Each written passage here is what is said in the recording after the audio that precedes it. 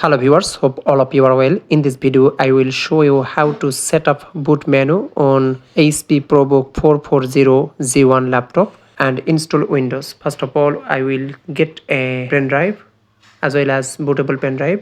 Insert, press power button and pressing F9, and after coming this page boot option, you will select the pen drive. Third one, enter.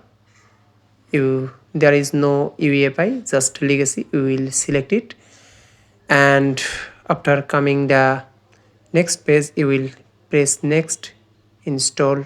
I don't have product key. Select Windows, next, check mark, next, install.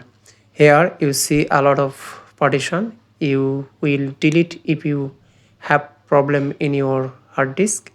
I have problem in my hard disk, so I need to delete all the partition. Before deleting, I have taken backup data from my hard disk. If you need delete all partition, you will must backup first, then you will delete all partition and create new partition. I will just create the C drive and install Windows. After installing Windows, I will create partition from manage. I will give as much space as I want on the C drive.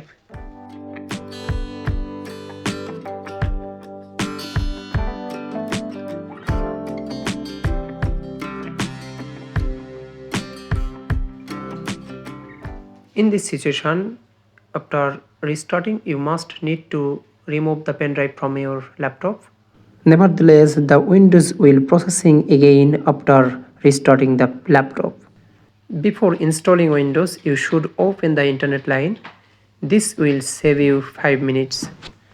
I don't have internet. Click and put the username and click next.